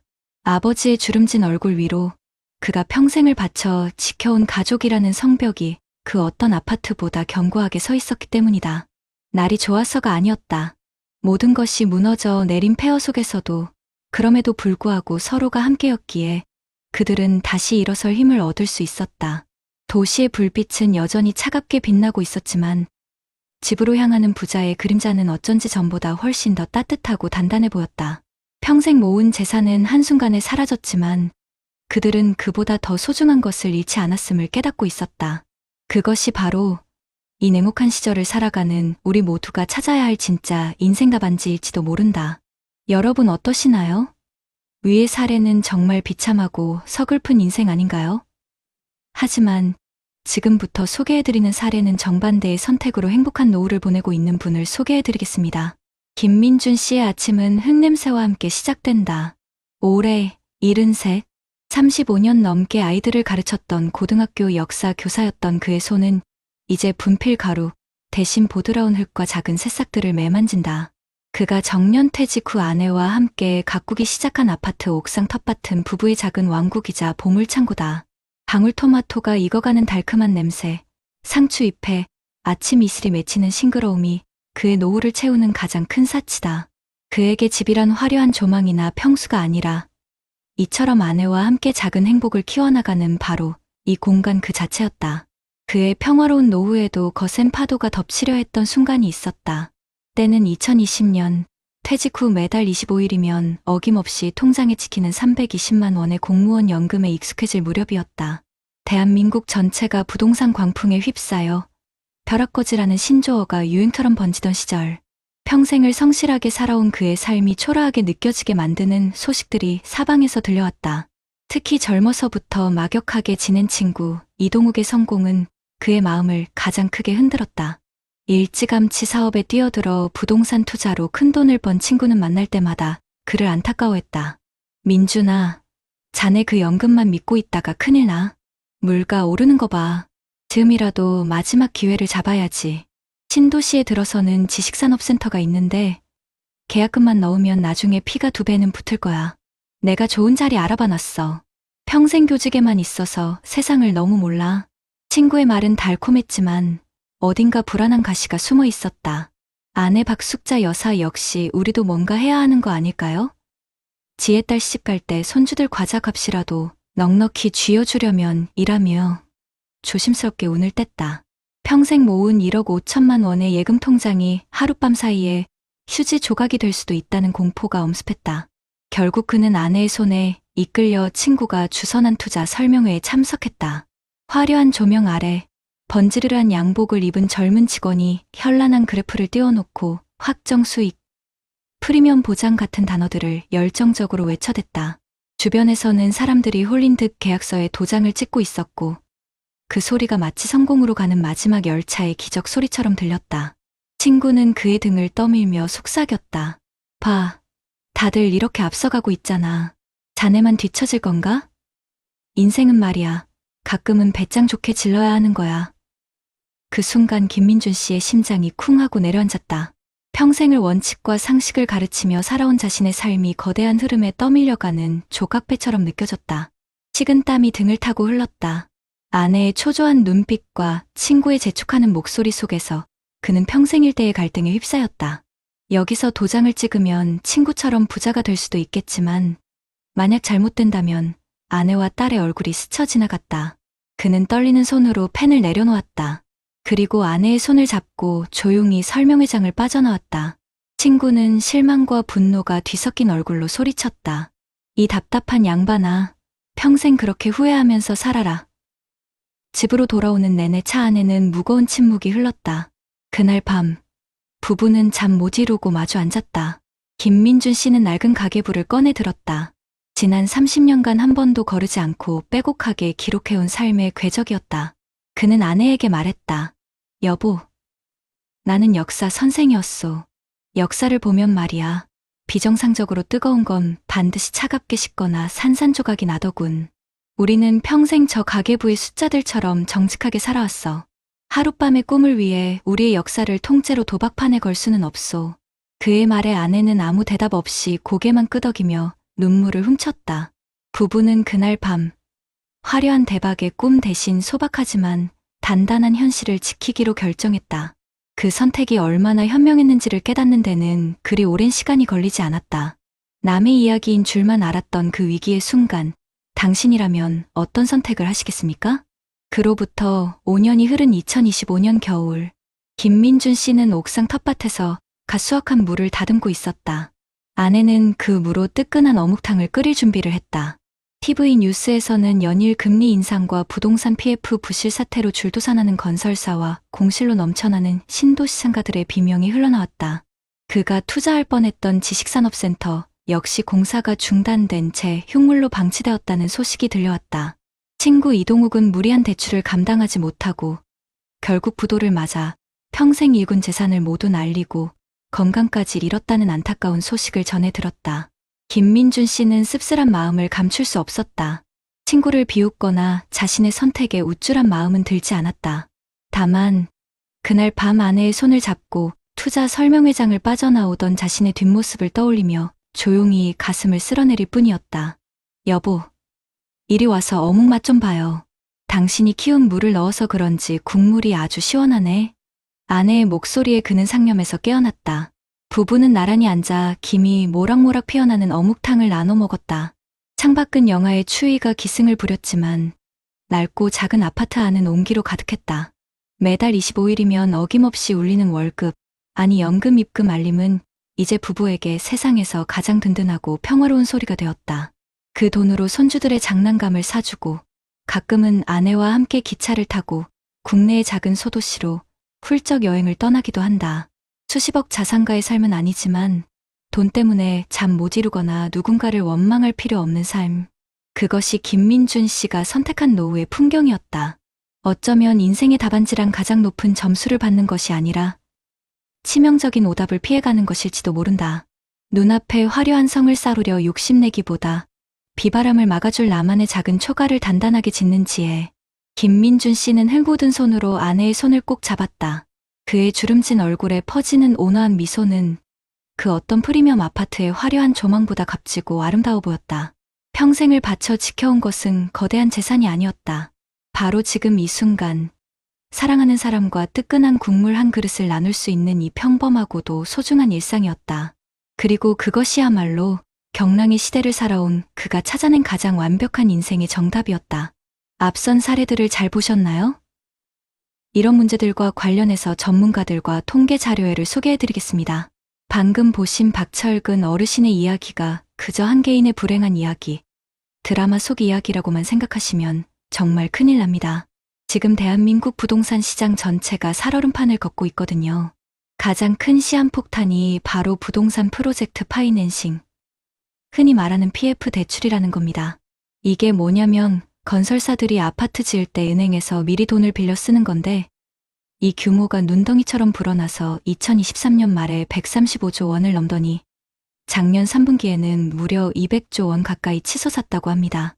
200조 원, 이게 얼마나 큰 돈인지 감도 안 오시죠? 더 무서운 건 뭐냐면 증권사 같은 제2금융권에서 빌려준 돈은 열에 하나는 제때 이자도 못 갚는 부실 대출이 되어버렸다는 겁니다. 연체율이 10%를 훌쩍 넘었다는 건 여기저기서 빨간불이 깜빡거리는 수준을 넘어 이미 불이 나기 시작했다는 신호입니다. 몇 년 전 태영건설이 워크아웃 신청했던 거 기억나시죠?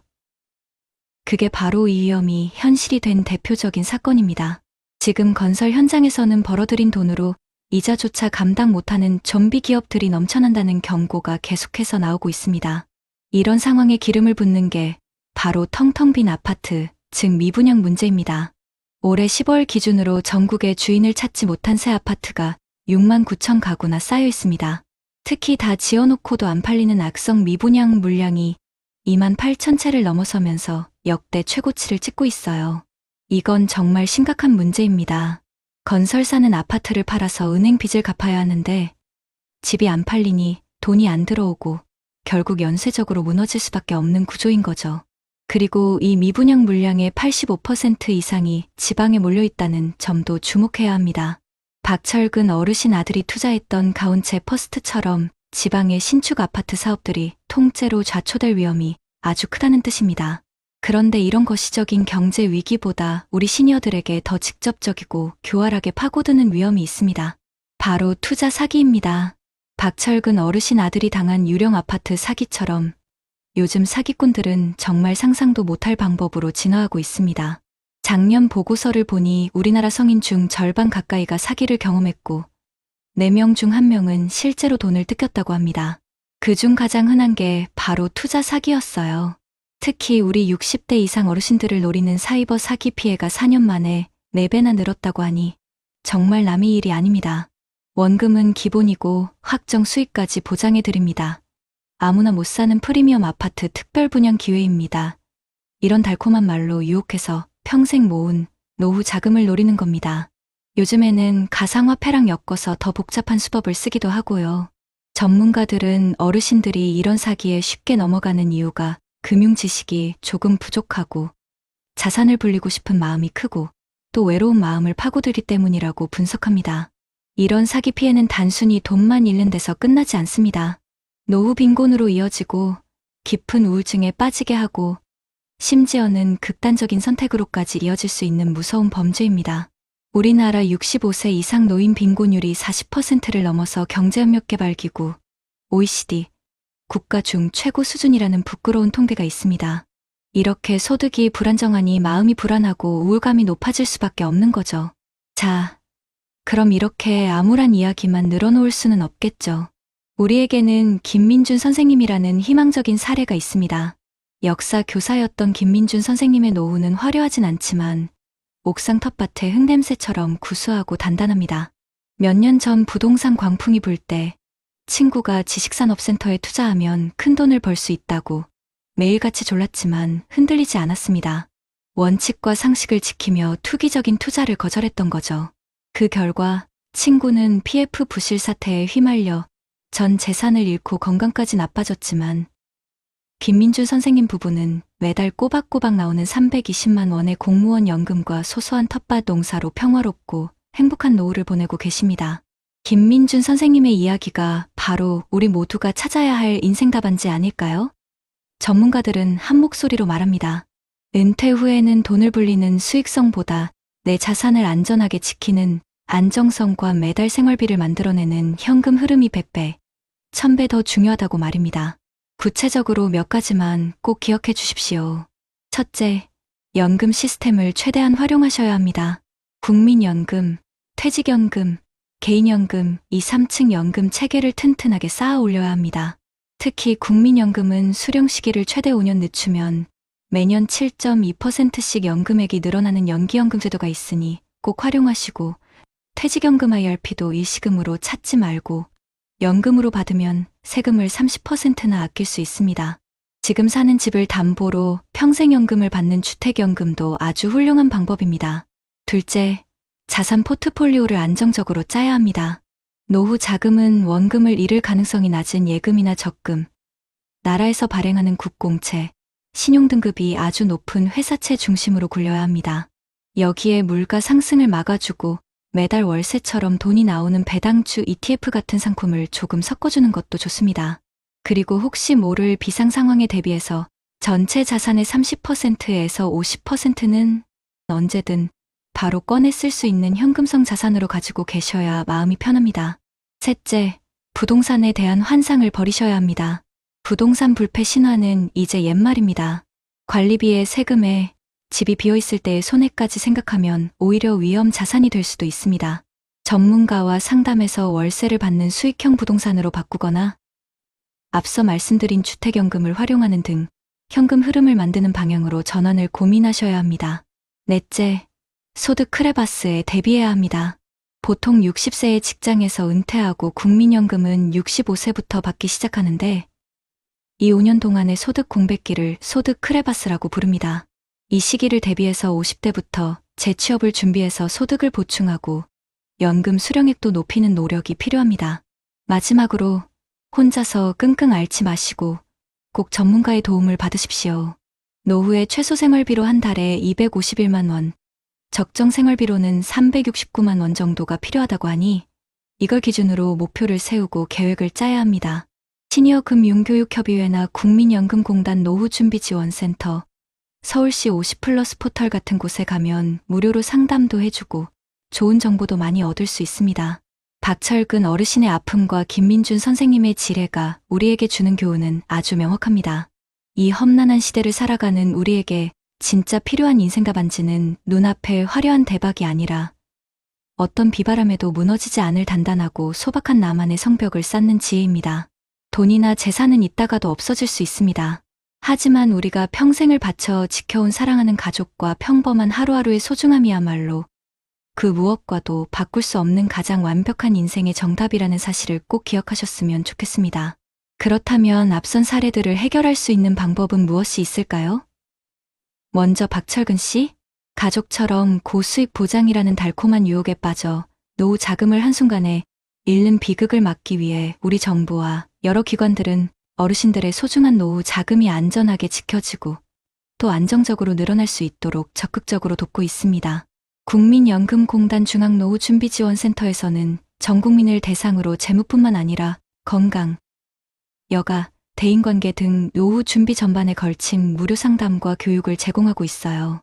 특히 내 연금 알아보기 서비스는 내가 앞으로 얼마나 연금을 받을 수 있을지 미리 확인하고 든든한 노후 계획을 세우는데 정말 큰 도움이 됩니다.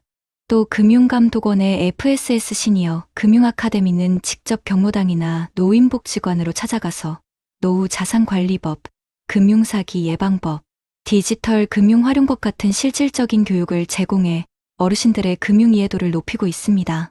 한국주택금융공사의 주택연금도 빼놓을 수 없죠. 내가 살던 집을 담보로 맡기고 평생 또는 정해진 기간 동안 매달 연금을 받는 제도인데 집값 변동에 상관없이 안정적인 현금 흐름을 만들어낼 수 있는 정말 효과적인 방법입니다. 전문가들은 노후 자산은 수익성보다는 안정성과 현금 흐름이 가장 중요하다고 강조합니다. 전체 자산의 30%에서 50%는 언제든지 현금으로 바꿀 수 있는 유동성 자산으로 꼭 가지고 있어야 하고 나머지는 국공채나 우량회사채, 배당주 ETF처럼 원금 손실 위험이 적으면서도 꾸준히 수익을 낼 수 있는 자산 위주로 포트폴리오를 구성하라고 조언합니다. 다음으로 정년퇴직 후 국민연금을 받기 시작하는 나이까지 소득이 없는 이른바 소득 크레바스 기간 때문에 힘들어하시는 분들을 위한 해결책도 있습니다. 정부는 이 기간을 잘 넘길 수 있도록 재취업과 연금 수령 조정을 지원하고 있어요. 고용노동부의 신중년 경력형 일자리 사업은 만 50세 이상 퇴직 전문 인력이 자신의 지식과 경력을 활용해서 지역사회에 기여할 수 있는 일자리를 제공합니다. 이를 통해 소득 공백도 메우고 사회활동에 참여할 기회도 얻을 수 있습니다. 서울시 50플러스 재단 같은 지자체 기관들도 50세 이상 세대를 위한 체계적인 인생 재설계 교육, 일자리 연계, 그리고 커뮤니티 활동까지 폭넓게 지원해서 은퇴 후에도 새로운 삶을 시작할 수 있도록 돕고 있습니다. 국민연금에는 연기연금 제도라는 것도 있는데요. 국민연금 수령 시기를 최대 5년까지 늦출 수 있는 제도입니다. 1년 늦출 때마다 연금액이 7.2%씩 늘어나기 때문에 소득 크레바스 기간에 다른 소득이 있다면 연금 수령을 늦춰서 나중에 더 많은 연금을 받을 수 있도록 노후를 더 튼튼하게 설계할 수 있습니다. 전문가들은 연금 수령 시 세금 혜택을 최대로 활용하는 전략이 중요하다고 말합니다. 예를 들어 퇴직금을 개인형 퇴직연금, 즉 IRP 계좌로 옮겨서 연금으로 받으면 퇴직소득세를 무려 30%나 절감할 수 있어요. 또 자산을 인출할 때는 비과세 혜택이 있는 연금저축, 세금 이연 효과가 있는 IRP, 그리고 일반 금융 계좌 순으로 인출하는 슬로테크 전략을 쓰면 절세 효과를 더욱 높일 수 있습니다. 마지막으로 유령 아파트 사기처럼 노년층의 외로움과 정보 부족을 악용하는 교묘한 금융 및 투자 사기 범죄로부터 우리 어르신들을 보호하기 위한 대책도 강화되고 있습니다. 정부는 사기 예방 교육과 법적 보호 장치를 튼튼하게 만들고 있어요. 금융위원회는 고령 친화 금융환경 조성 방안을 통해 은행 앱에 어르신 전용 모드를 도입하고 금융사기 방지 기능이 들어간 시니어 전용 카드를 개발하는 등 어르신들이 안전하게 금융 서비스를 이용할 수 있는 환경을 만들고 있습니다. 경찰청에서도 보이스피싱, 스미싱 등 요즘 유행하는 사기 수법과 대처 요령을 알려주는 찾아가는 범죄 예방 교실을 운영하며 어르신들이 피해를 입지 않도록 힘쓰고 있죠. 만약 불행히도 금융사기를 당했다면 대한법률구조공단이나 각 지자체의 법률상담센터에서 무료 법률상담과 소송 지원을 받을 수 있으니 꼭 도움을 요청해야 합니다. 전문가들은 원금 보장, 확정 고수익이라는 말은 100% 사기라고 단언합니다. 어떤 투자를 하든 반드시 금융감독원 파인 홈페이지를 통해서 정식으로 등록된 제도권 금융회사인지 먼저 확인해야 합니다. 그리고 중요한 계약이나 투자를 결정하기 전에는 반드시 자녀나 믿을 수 있는 전문가와 충분히 상의하는 과정을 거쳐야 합니다. 이렇게 하면 충동적인 결정을 막고 사기 피해를 예방할 수 있습니다. 박철근 씨의 비극은 남의 이야기가 아닙니다. 반면 김민준 씨의 평온한 노후는 결코 운이 좋아서가 아닙니다. 정부와 사회가 마련한 든든한 정책들을 올바르게 이해하고 적극적으로 활용하여 눈앞의 유혹이 아닌 장기적인 안목으로 나만의 단단한 성벽을 쌓아가는 지혜가 그 어느 때보다 필요한 시점입니다. 지는 해지는 붉은 노을이 깊어갈수록 세월의 강물은 더욱 잔잔히 흘러가고 가슴에 품은 수많은 이야기들, 별처럼 반짝이며 밤하늘을 수놓습니다. 때론 거친 파도에 흔들리기도 하고 때론 고요한 물결에 마음을 기대기도 했지만 결국 우리는 삶이라는 이름의 항해를 묵묵히 걸어왔습니다. 이제는 저물녘의 고요함 속에서 내일의 밝은 태양을 다시 맞이할 준비를 하는 우리, 당신의 삶은 그 자체로 한편의 아름다운 시입니다. 사랑하는 시청자 여러분, 오늘 우리는 두 가지 상반된 삶의 그림자를 보았습니다. 한 분은 박철근 씨처럼 고수익 보장이라는 달콤한 속삭임에 넘어가 평생 모아온 노후 자금을 한순간에 잃어버리는 아픔을 겪으셨고, 또 한 분은 김민준 씨처럼 지혜로운 준비와 적극적인 노력으로 평온하고 풍요로운 노년을 맞이하고 계셨습니다. 이 두 분의 이야기는 결코 남의 이야기가 아니라 바로 우리의 이야기일 수 있기에 더욱 가슴 저미는 울림을 줍니다. 박철근 씨의 눈물에서 우리는 탐욕이라는 이름의 유혹이 얼마나 무서운 파국을 불러올 수 있는지 보았습니다. 사랑하는 자녀에게 짐이 되고 싶지 않다는 그 애틋한 마음이 도리어 자신을 절망의 늪으로 밀어넣는 현실은 너무나 비극적입니다. 노년에 찾아오는 외로움과 불안을 교묘하게 파고드는 사기꾼들의 잔혹함 앞에서 우리 어르신들은 얼마나 무방비하게 노출되어 있었던가요? 이 시대의 자식된 도리로 사회 구성원으로서 우리는 과연 그분들을 잘 지켜드리고 있었을까요? 먹먹한 마음으로 이 질문을 던져봅니다. 하지만 희망은 언제나 존재합니다. 김민준 씨의 평화로운 미소 속에서 우리는 희망을 보았습니다. 그 미소는 결코 타고난 행운에서 비롯된 것이 아니었습니다. 나의 연금을 미리 확인하고 정부와 기관에서 제공하는 교육에 귀 기울이며 필요할 때는 전문가의 도움을 주저없이 구하는 용기 있는 선택들이 모여 만들어낸 값진 결과였습니다. 신중년 경력형 일자리를 통해 활기찬 사회활동을 이어가고 주택연금으로 안정적인 현금 흐름을 확보하며 연기연금 제도를 활용해 미래의 자신에게 더 큰 선물을 준비하는 그 지혜로운 모습은 우리 모두에게 나도 할 수 있다는 따뜻한 메시지를 전해줍니다. 사랑하는 부모님 세대 여러분, 그리고 이제 막 그 길목에 들어선 우리 5060세대 여러분, 지나온 세월 동안 얼마나 많은 것을 인내하고 희생하며 살아오셨습니까? 가족을 위해, 나라를 위해 헌신하며 묵묵히 걸어온 당신의 삶은 그 어떤 보석보다 빛나고 값진 것입니다.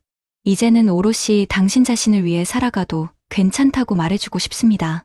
우리는 박철근 씨의 슬픔에 공감하지만 김민준 씨의 평온함에 다다르고 싶습니다. 그 행복한 노후는 결코 꿈이 아닙니다. 정부와 사회가 마련해 놓은 든든한 울타리, 그리고 수많은 전문가들의 지혜로운 조언들이 여러분의 곁에 있습니다. 불안하다고 숨기보다는 솔직하게 주변에 털어놓고 잘 모른다고 포기하기보다는 적극적으로 배우려 노력하는 작은 시도들이 쌓여 큰 변화를 만들어낼 것입니다. 자녀들과 허심탄회하게 노후 계획을 공유하고 주변 사람들과 따뜻한 교류를 이어가며 외로움의 그림자를 몰아내세요. 혼자서 짊어지지 마세요. 우리 모두가 서로에게 든든한 버팀목이 되어줄 수 있습니다. 지금 이 순간 당신의 삶이 어디쯤 와 있든 괜찮습니다. 아직 늦지 않았습니다. 오늘 배운 지혜를 등불 삼아 한 걸음 한 걸음 힘차게 나아가세요. 당신의 남은 인생이 후회와 불안이 아닌 감사와 행복으로 가득 찬 아름다운 여정이 될 수 있도록 저희 채널이 언제나 든든한 동반자가 되겠습니다. 여러분의 황혼이 가장 눈부신 인생의 절정이 되기를 진심으로 바랍니다. 당신은 혼자가 아닙니다. 당신의 빛나는 인생은 지금부터 시작입니다. 감사합니다. 평생 허리띠 졸라매며 모은 전 재산이 한순간에 잿더미가 되고 오히려 빚더미에 올라앉게 된다면 선생님께서는 남은 인생을 어떻게 살아가시겠습니까? 남편 병수발에 자식들 결혼까지 다 시키고 이제 좀 편하게 살아보나 했더니 2억이라는 빚만 떠안게 된 61세 주부의 피눈물. 그리고 퇴직금 3억을 주식으로 날리고 아내와 자식들 얼굴도 못 보겠다며 절망하는 67세 가장의 이야기가 혹시 남의 일처럼만 들리시나요? 아닙니다. 이게 바로 지금 대한민국의 현실입니다. 통계청 자료에 따르면 60세 이상 샤명 중 무려 6명이 빚을 지고 있습니다. 성실하게 살아온 죄밖에 없는데 왜 우리의 노후는 이토록 불안하고 고통스러워야만 하는 걸까요? 잘못된 선택 한 번, 예기치 못한 불행이 우리의 남은 인생을 어떻게 송두리째 무너뜨리는지, 그리고 그 절망의 늪에서 빠져나올 방법은 정말 없는 것인지, 오늘 영상 놓치시면 평생 후회하실지도 모릅니다. 선생님 만약에 딱 하루만 과거로 돌아갈 수 있다면 언제로 돌아가고 싶으세요? 소화기 너머로 들려오는 낯선 질문에 나는 잠시 말을 잃었다. 희뿌연 새벽 공기를 가르며 인력사무소로 향하던 길이었다. 찬바람이 옷깃을 파고들었지만 그 질문은 바람보다 더 시리게 심장을 파고들었다. 3년 전 남편의 3년상을 막 마쳤던 그 봄날로 돌아갈 수만 있다면, 아니 그보다 더 전으로 빚보증 한 번 잘못 써서 평생 모은 돈을 날리고 화병으로 쓰러진 남편의 손을 붙잡고 여보, 괜찮아. 우리 다시 시작하면 되라고 억지 미소를 지었던 그날 밤으로 돌아갈 수만 있다면. 하지만 이미 엎질러진 물이었고 시간은 결코 되돌릴 수 없는 강물처럼 흘러가 버렸다. 나는 올해 61, 이정숙이다. 경기도 수원의 낡은 빌라 4층, 계단을 오를 때마다 삐걱거리는 무릎은 내 인생의 무게처럼 무겁기만 하다. 3년 전 10년 넘게 병상에 누워있던 남편을 먼저 하늘로 보냈다. 남편의 오랜 투병 생활은 억척 같았던 내 삶의 전부였다. 새벽같이 일어나 남편의 약을 챙기고 아이들 도시락을 싸고 파출부 일을 나가 푼돈을 벌었다. 그렇게 악착같이 살아내며 두 아들 모두 번듯하게 결혼시켜 내보냈다. 이제야말로 지긋지긋한 가난과 병수발에서 벗어나 나만의 인생을 살아볼 수 있겠구나. 안도의 한숨을 내쉬었던 것도 잠시였다. 남편이 떠난 빈자리는 생각보다 컸고 적적함을 달랠 길이 없었다. 자식들에게 짐이 되기는 죽기보다 싫었다. 손주들 과자값이라도 내 손으로 벌고 싶다는 소박한 꿈, 그리고 텅 빈 마음을 채워줄 무언가가 절실했다. 그때 눈에 들어온 것이 동네 상가에 나온 작은 식당 자리였다. 평생 남의 집 밥만 해주던 내가 이제는 내 이름 석자를 걸고 손님들에게 따뜻한 밥 한 끼를 대접하고 싶었다. 어머니, 식당이요? 그거 아무나 하는 거 아니에요. 요즘 경기도 안 좋은데. 엄마, 그냥 저희가 드리는 용돈 받으시면서 편하게 쉬세요. 왜 사서 고생을 하시려고 그래요. 아들들은 극구 말렸다. 하지만 그때는 그 말이 들리지 않았다. 내 인생의 마지막 도전이자 유일한 탈출구라고 생각했다. 남편 병원비와 아이들 결혼자금으로 쓰고 남은 얼마 안 되는 돈과 퇴직금, 그리고 은행에서 대출받은 1억 원을 합쳐 식당을 열었다. 이름은 엄마의 밥상. 매일 새벽 시장에 나가 가장 신선한 재료를 고르고 내 자식에게 먹인다는 마음으로 정성껏 음식을 만들었다. 처음에는 손님이 제법 있었다. 어머니 손맛이 좋다며 단골도 생겼다. 하루하루 몸은 고됐지만 손님들의 칭찬 한마디에 피로가 눈 녹듯 사라졌다. 그래, 이렇게 살면 되는 거야. 내 힘으로 일어서는 거야. 희망이 보였다. 하지만 그 희망은 신기루처럼 짧았다. 식당 문을 연 지 채 1년도 되지 않아 코로나라는 불청객이 덮쳤다. 거리는 텅 비었고 식당 문은 굳게 닫혔다. 하루 매출이 10,000원도 안 되는 날이 허다했다. 버티고 또 버텼다. 곧 괜찮아질 거라는 헛된 희망을 붙잡고 매달 수백만 원의 임대료와 대출 이자를 감당해야 했다. 결국 모아두었던 돈은 바닥을 드러냈고 빚은 눈덩이처럼 불어났다. 결국 2년 만에 식당 문을 닫았다. 내 손에 남은 것은 2억 원이라는 어마어마한 빚과 텅 빈 가게, 그리고 부서진 꿈뿐이었다. 정숙 씨, 괜찮아? 얼굴이 반쪽이 됐네. 언니 나 이제 어떻게 해야 돼? 가게를 정리하던 날, 옆집 과일 가게 언니 품에 안겨 한참을 울었다. 하늘이 무너져 내리는 것 같았다.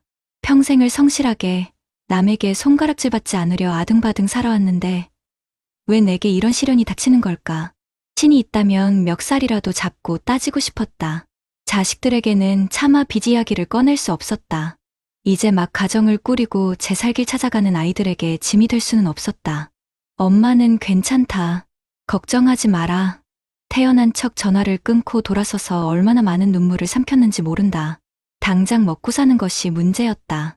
빚 독촉 전화는 매일같이 빗발쳤고 한 달에 수십만 원에 달하는 이자만이라도 갚아야 했다.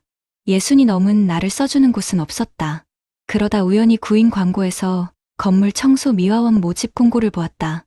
다음 날 새벽 나는 고무장갑과 앞치마를 두르고 낯선 빌딩의 화장실을 청소하고 있었다. 락스 냄새에 머리가 핑 돌고 쭈그려 앉아 변기를 닦을 때마다 욱신거리는 무릎에 눈물이 핑 돌았다. 하지만 이를 악물었다. 이까짓 거 남편 병수발 10년도 했는데 못할 게 뭐람. 그렇게 1년을 꼬박 일했다. 새벽 5시에 일어나 첫 차를 타고 출근하고 밤늦게 돌아와 파김치가 된 몸을 누이면 곧바로 새벽이 밝아왔다. 내 인생에 쉼이라는 단어는 사치였다. 하지만 망가진 몸은 의지를 따라주지 않았다. 결국 무릎에 탈이 났다. 의사는 연골이 다 닳아서 더 이상 걷기 힘들다며 수술을 권했지만 당장 수술비는커녕 입에 풀칠하기도 빠듯한 형편이었다. 결국 청소일도 그만둘 수밖에 없었다. 이제 내게 남은 것은 아무것도 없다. 모아놓은 돈 한 푼 없이 2억 원의 빚만 고스란히 남았다. 일을 그만둔 뒤로는 하루하루가 지옥이다. 창밖으로 보이는 세상은 여전히 분주하게 돌아가는데 나만 홀로 이 작은 방에 갇혀 썩어가는 기분이다. 며칠 전에는 쌀이 떨어져 사흘을 꼬박 굶었다. 굶는 것보다 더 무서운 것은 절망감이었다. 이렇게 살아서 뭐하나. 캄캄한 방 안에 홀로 누워있으면 나쁜 생각이 스멀스멀 고개를 든다. 먼저 간 남편을 따라가면 이 고통도 끝날까. 엄마, 잘 지내시죠? 이번 주말에 애들 데리고 한번 갈게요. 맛있는 거 해주세요. 어제는 큰아들에게서 전화가 왔다. 차마 쌀이 떨어졌다는 말은 입 밖으로 나오지 않았다. 오냐? 얼른 와라. 엄마가 맛있는 갈비찜 해줄게. 아무렇지 않은 척 밝게 대답하고 전화를 끊었다. 그리고 수화기를 내려놓자마자 참았던 눈물이 폭포수처럼 쏟아졌다. 통장 잔고는 텅 비었고 당장 이번 주말 아이들에게 내어줄 갈비찜은커녕 내 한 끼 밥을 걱정해야 할 처지였다. 창밖으로 어둠이 짙게 깔렸다.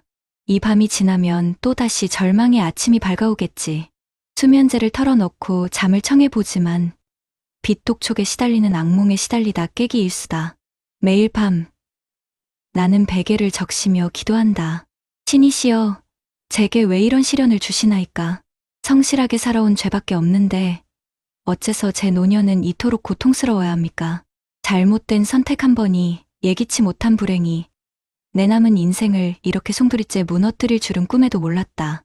오늘 밤도 나는 잠 못 이루고 뒤척인다. 캄캄한 천장을 바라보며 하염없이 눈물을 흘린다. 이 절망의 늪에서 빠져나갈 방법은 정말 없는 것일까? 내일 아침 나는 다시 일어설 수 있을까? 아닙니다. 아닙니다, 선생님. 제가 잘못 생각했습니다. 문득 정신을 차렸다. 인력사무소 앞이었다.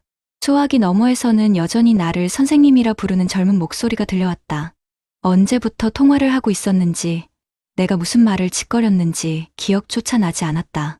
저는 돌아가고 싶지 않습니다. 만약 돌아갈 수 있더라도 다시는 그 지옥 같은 시간을 반복하고 싶지 않아요. 차라리 지금이 낫습니다. 아무 희망도 기대도 없는 지금이 차라리 마음 편합니다. 스스로 내뱉은 말에 소름이 돋았다. 나는 정말 괜찮은 걸까? 아니, 나는 지금 무너져 내리고 있었다. 발버둥 칠수록 더 깊은 수렁으로 빠져드는 기분이었다. 하지만 인정하고 싶지 않았다. 내 약한 모습을 누구에게도 보이고 싶지 않았다. 특히 내 자식들에게만큼은. 띠링, 문자 한 통이 도착했다. 작은 아들이었다.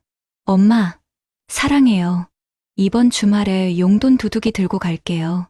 힘내세요. 짧은 문자 한 줄에 무너져 내렸던 둑이 다시 터져 나왔다. 그래, 나 혼자가 아니었다. 나를 사랑해주는 아들들이 있었다. 이대로 주저앉을 수는 없다. 어떻게든 다시 일어서야 한다. 하지만 어떻게? 방법이 보이지 않았다. 2억이라는 빚은 내 힘으로는 도저히 감당할 수 없는 거대한 산처럼 느껴졌다. 그 산이 내 남은 인생을 짓누르고 있었다. 숨을 쉴 수가 없었다. 나는 그저 이 캄캄하고 긴 터널의 끝에 아주 작은 빛이라도 비치기를 간절히 바랄 뿐이었다. 이 지독한 어둠 속에서 나를 건져줄 동화줄은 과연 내려오기나 할까? 나는 오늘 밤도 그저 눈물로 밤을 지새운다. 이것이 바로 2025년 대한민국 61살 이정숙의 현실이다. 여러분 어떠시나요? 위의 사례는 정말 비참하고 서글픈 인생 아닌가요? 하지만 지금부터 소개해드리는 사례는 정반대의 선택으로 행복한 노후를 보내고 있는 분을 소개해드리겠습니다. 여보, 이리 와서 이것 좀 봐요. 작년에 심은 블루베리가 올해는 아주 주렁주렁 열렸네. 햇살이 따사롭게 쏟아지는 베란다에서 남편을 부르는 내 목소리에는 웃음꽃이 가득하다. 올해 63, 박영희. 나는 35년간 아이들을 가르치다 3년 전 정년퇴직한 교사다. 남편 역시 은행에서 30년을 꼬박 일하고 명예퇴직했다. 우리는 지금 경기도 파주의 아담한 아파트에서 그 누구보다 평온하고 행복한 노후를 보내고 있다. 누군가는 우리의 삶이 너무 심심하고 재미없다고 할지도 모른다. 하지만 거친 파도를 헤쳐온 배가 잔잔한 항구에 정박했을 때 느끼는 안도감. 바로 그것이 지금 우리가 느끼는 행복이다. 물론 우리에게도 위기의 순간은 있었다. 아니, 어쩌면 이정숙 씨보다 더 달콤하고 위험한 유혹이었다. 퇴직을 앞둔 2022년 가을이었다. 평생을 붙어 다녔던 친구 미숙이가 솔깃한 제안을 해왔다. 영희야, 우리 이대로 늙을 수 없지 않니? 강릉에 기가 막힌 땅이 나왔는데 우리 퇴직금 합쳐서 예쁜 펜션을 짓는 거야. 커피도 팔고 바비큐장도 만들고. 생각만 해도 멋지지 않아? 우리 이름으로 된 사업 한번 해봐야지. 심장이 쿵쾅거렸다. 평생을 학교와 집만 오가며 정해진 월급에 맞춰 살아온 나였다. 박영이라는 내 이름 석자를 건 무언가를 해보고 싶다는 욕망이 스멀스멀 피어올랐다. 미숙이가 보여주는 조감도는 꿈처럼 아름다웠고 인터넷 블로그에 올라온 펜션 사장님들의 성공기는 뜬구름 같던 내 욕망에 불을 지폈다. 그날 밤 나는 남편에게 조심스럽게 이야기를 꺼냈다. 여보, 우리도 뭔가 새로운 도전을 해보는 건 어떨까요? 미숙이랑 펜션 사업을 해보면. 내 말이 채 끝나기도 전에 평생 한 번 언성 한 번 높인 적 없던 남편의 얼굴이 굳어졌다. 당신 제정신이야? 우리가 평생 어떻게 살아왔는지 잊었어? 당신과 나, 두 아들 키우면서 악착같이 아끼고 모아서 이제 겨우 이 집 한 채 빚 없이 장만하고 애들 결혼시켰어. 우리가 아는 건 성실하게 돈 벌고 아껴 쓰는 것뿐이야. 평생 해보지도 않은 사업에 그것도 인생의 마지막에 받은 퇴직금을 전부 쏟아붓는 건 도박이야. 도박. 남편의 말은 비수처럼 날아와 가슴에 꽂혔다. 서운한 마음에 며칠을 냉가슴 앓았다. 내 인생 마지막 꿈이라는데 저렇게까지 반대해야 하나. 하지만 밤마다 잠 못 이루고 뒤척이며 생각은 점차 남편의 말에 무게가 실리기 시작했다. 우리는 사업가가 아니었다. 평생을 정직한 땀으로 월급을 받아온 봉급쟁이였다. 시장 분석, 마케팅, 손익 계산, 세무 아는 것이 아무것도 없었다. 우리가 가진 것은 한평생 모은 돈과 잘 될 거야라는 막연한 희망뿐이었다. 며칠 후 나는 미숙이를 만나 단호하게 말했다. 미숙아, 미안하지만 나는 못하겠다. 나는 그냥 내 분수껏 지금처럼 사는 게 마음 편할 것 같아. 미숙이는 너는 평생 그렇게 재미없게 살다 죽어라라며 화를 내고 돌아섰고 한동안 연락이 끊겼다. 그렇게 시간은 흘러 2025년 오늘에 이르렀다. 나와 남편은 매달 꼬박꼬박 나오는 공무원 연금과 국민연금을 합쳐 380만 원으로 생활한다. 누군가에게는 적은 돈일지 모른다. 하지만 빚 하나 없는 우리 집이 있고 불필요한 소비를 줄이니 이 돈은 우리 부부가 행복하게 살기에 부족함이 없는 생명수가 되어주었다. 우리는 아침마다 함께 동네 공원을 산책하고 오후에는 주민센터에서 나는 서예를, 남편은 탁구를 배운다. 주말에는 텃밭에서 직접 키운 상추와 고추를 따서 아이들 집에 나눠주는 것이 가장 큰 기쁨이다. 손주 녀석들이 할머니표 쌈장이 최고라며 엄지를 치켜 세울 때면 세상 모든 것을 다 가진 기분이다. 얼마 전 미숙이에게서 몇 년 만에 전화가 왔다. 잔뜩 잠긴 목소리였다. 영희야, 나 그때 내 말이 맞았어. 펜션은 생각처럼 되지 않았다. 코로나 이후 여행 트렌드가 바뀌면서 손님은 줄었고 금리가 오르면서 대출 이자는 눈덩이처럼 불어났다. 결국 빚만 잔뜩 진 채 헐값에 펜션을 넘기고 지금은 아파트 경비원 남편이 벌어오는 돈으로 겨우 생활하고 있다고 했다. 소화기 너머로 들려오는 친구의 한숨 섞인 목소리에 내 마음도 무겁게 가라앉았다. 만약 그때 내가 남편의 말을 무시하고 고집을 부렸다면 지금쯤 전화기 너머에서 한숨을 쉬고 있는 것은 바로 나였을지도 모른다. 띠링. 큰아들에게서 영상통화가 걸려왔다. 화면 가득 손주 녀석의 얼굴이 나타났다. 할머니, 저 주말에 할머니 집 갈 거예요. 할머니가 해주는 된장찌개 먹고 싶어요. 오냐, 우리 강아지. 할아버지가 텃밭에서 내가 좋아하는 애호박 따놨어. 얼른 와. 전화를 끊고 남편과 눈을 마주치며 웃었다. 통장에는 수억 원의 돈은 없지만 우리 마음은 그 누구보다 풍요롭다. 화려한 대박의 꿈을 쫓기보다 매일의 소소한 행복과 평온함을 지켜내는 것. 젊을 때 성실하게 쌓아올린 시간의 탑 위에서 조급해하지 않고 천천히 내 속도에 맞춰 걸어가는 것. 그것이 바로 내가 선택한 노후이고 나는 단 한순간도 내 선택을 후회한 적이 없다. 저녁 노을이 붉게 물든 창밖을 바라보며 생각한다. 내일 아침도 나는 사랑하는 남편과 함께 공원을 산책하고 서툰 솜씨로 붓글씨를 쓰며 웃음 지을 것이다. 이 지루할 만큼 평범한 하루하루가 내게는 무엇과도 바꿀 수 없는 가장 큰 축복이자 선물이다. 이것이 바로 2025년 대한민국 63살 박영희의 현실이다. 앞선 사례들을 잘 보셨나요? 이런 문제들과 관련해서 전문가들과 통계 자료를 소개해드리겠습니다. 방금 보신 61세 이정숙님과 67세 선생님의 이야기는 결코 남의 일이 아닙니다. 실제로 우리나라 60세 이상 10분 중 6분은 빚을 지고 살아가고 계시다는 통계가 있습니다. 평생을 가족을 위해 헌신하고 성실하게 살아왔는데 왜 노년기에 접어들어 이런 빚의 굴레에 빠지게 되는 걸까요? 전문가들은 몇 가지 공통적인 이유를 지적합니다. 첫 번째는 바로 준비되지 않은 창업입니다. 이정숙님처럼 자녀들에게 더 이상 손 벌리기 싫고 아직 일할 힘은 있는데 마땅한 직장을 구하기 어려우니 퇴직금이나 모아둔 돈으로 식당이나 가게를 차리는 분들이 정말 많습니다. 하지만 아시다시피 자영업은 결코 만만치 않습니다. 특히 경험이 부족한 상태에서 경쟁이 치열한 업종에 뛰어들었다가 코로나 같은 예기치 못한 변수까지 만나면 버텨낼 재간이 없는 거죠. 가게를 유지하려고 대출을 받기 시작하면 빚은 눈덩이처럼 불어나고 결국 폐업 후에는 빚만 남는 악순환에 빠지게 되는 겁니다. 두 번째는 위험한 투자입니다. 67세 선생님의 사례처럼 은행 이자는 너무 낮고 모아둔 퇴직금만으로는 노후가 불안하게 느껴지니 누군가의 말만 믿고 주식이나 부동산 같은 고위험 투자에 전 재산을 쏟아붓는 경우입니다. 평생 모은 돈을 한순간에 잃어버리면 그 상실감과 절망감은 이루 말할 수 없겠죠. 경제적인 타격은 물론이고 가족 관계까지 무너뜨리는 비극으로 이어지기 십상입니다. 이렇게 경제적 어려움에 처하면 이정숙님처럼 다시 일자리를 찾아 나서지만 현실은 냉혹합니다. 예전처럼 몸이 따라주지도 않고 나이가 많다는 이유로 제대로 된 일자리를 구하기는 하늘의 별 따기입니다. 결국 저임금의 고된 육체 노동을 전전하다 건강마저 잃게 되는 경우가 부지기수입니다. 이런 상황이 계속되면 어떻게 될까요?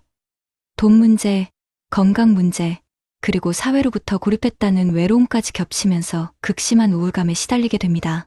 실제로 우리나라 노인 우울증과 자살률은 세계적으로도 매우 높은 수준인데 그 가장 큰 원인이 바로 경제적 빈곤 때문이라고 합니다. 그렇다면 이렇게 암울한 현실 속에서 행복한 노후는 정말 불가능한 걸까요? 아닙니다. 여기서 우리는 안정적인 노후를 보내고 있는 박영희 선생님의 사례를 눈여겨봐야 합니다.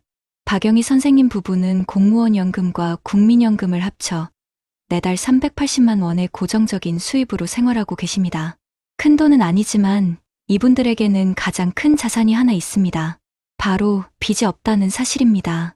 전문가들이 입을 모아 강조하는 안정적인 노후의 첫 번째 조건이 바로 은퇴 전 부채 청산입니다.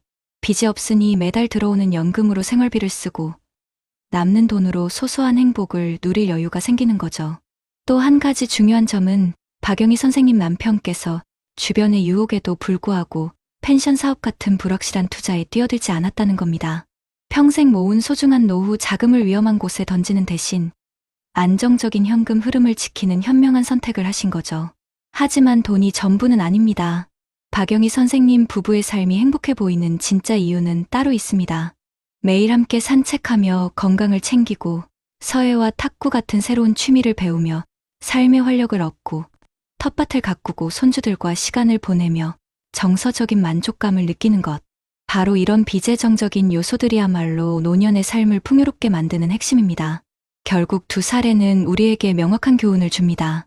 노후 준비는 단순히 돈을 많이 모으는 것이 아니라 은퇴 후의 삶을 어떻게 살아갈 것인지 구체적으로 계획하는 과정이라는 것을요. 국민연금만 믿지 말고 퇴직연금이나 개인연금을 통해 안정적인 현금 흐름을 여러 개 만들어 두는 지혜가 필요합니다. 그리고 이제 자식이 나의 노후를 책임져 줄 거라는 자식 보험 시대는 끝났다는 사실을 인정하고 스스로의 노후를 책임질 수 있는 자립심을 길러야 합니다. 무리한 투자나 창업은 독이 든 성배와 같다는 것을 명심하고 차라리 검소하게 살더라도 빚없이 안정적인 삶을 추구하는 것이 훨씬 현명합니다. 무엇보다 중요한 것은 건강과 관계입니다. 꾸준히 건강을 관리하고 새로운 것을 배우고 가족이나 친구들과 즐겁게 교류하는 것만큼 확실한 노후 대비는 없습니다. 이정숙님의 눈물이 더 이상 우리 사회에 흐르지 않도록, 그리고 더 많은 분들이 박영희 선생님처럼 웃음 가득한 노후를 맞이할 수 있도록 저희 채널이 앞으로도 여러분 곁에서 힘이 되어 드리겠습니다. 그렇다면 납선 사례들을 해결할 수 있는 방법은 무엇이 있을까요? 먼저 이정숙님처럼 벼랑 끝에 내몰린 시녀분들의 가장 큰 고민, 바로 빚과 경제적 어려움을 해결하는 방법부터 함께 이야기 나눠 볼게요. 과도한 부채와 소득 단절은 노년기 삶의 기반을 송두리째 흔드는 정말 무서운 문제죠. 정부와 각 지자체에서는 이런 분들을 돕기 위한 다양한 제도를 운영하고 있습니다. 당장 소득이 없으신 만 65세 이상 어르신들을 위한 기초연금 제도가 있어요.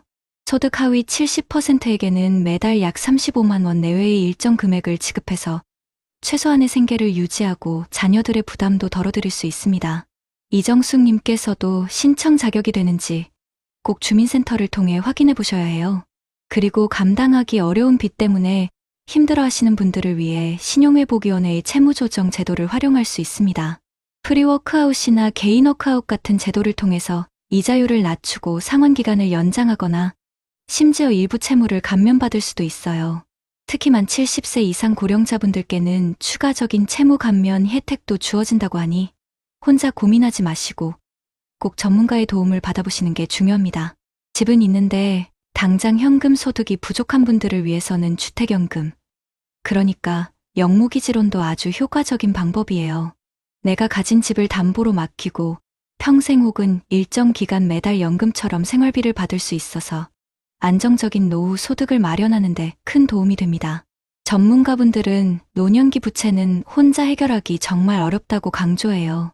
그래서 이런 공적 제도를 적극적으로 찾아보고 활용하는 정보력이 무엇보다 중요하다고 입을 모읍니다. 그리고 박영희님 남편분 사례처럼 은퇴자금을 활용한 사업은 정말 신중해야 한다고 경고합니다. 특히 경험이 없는 생계형 창업은 실패할 확률이 매우 높기 때문에 퇴직금은 섣부른 투자보다는 안정적인 연금 상품이나 예금으로 지키는 것이 훨씬 현명한 선택이라고 조언하고 있어요. 다음은 일자리 문제로 넘어가 볼까요? 건강 문제로 청소일마저 그만두게 된 이정숙님의 이야기는 노년기 재취업이 얼마나 어려운지를 잘 보여줍니다. 정부는 이런 어려움을 해결하기 위해 다양한 일자리 지원 사업을 시행하고 있는데요. 먼저 보건복지부와 각 지자체가 주관하는 노인 일자리 및 사회활동 지원 사업이 있습니다. 아동등하교 지원이나 공공시설 관리 같은 공익형 일자리부터 어르신의 경력과 역량을 활용하는 돌봄이나 교육 분야의 사회 서비스형 일자리까지 종류가 다양해요. 이걸 통해서 소득도 보충하고 사회 참여를 통해 활력과 자존감도 되찾을 수 있습니다. 만 50세 이상 퇴직 전문 인력이 자신의 지식과 경력을 활용해서 지역사회에 필요한 서비스를 제공하는 신중년 경력형 일자리도 있고요. 또 만 60세 이상 근로자를 고용하는 사업주에게 정부가 지원금을 지급해서 기업들이 고령자 채용을 늘리도록 유도하는 고령자 고용장려금 제도도 있습니다. 전문가분들은 노인 일자리가 단순히 돈을 버는 것을 넘어서 사회적 관계를 유지하고 건강을 증진하는 아주 긍정적인 효과가 크다고 말합니다. 하지만 지금 공익형 일자리가 저임금, 단기 계약 위주라는 한계도 분명히 지적하고 있어요.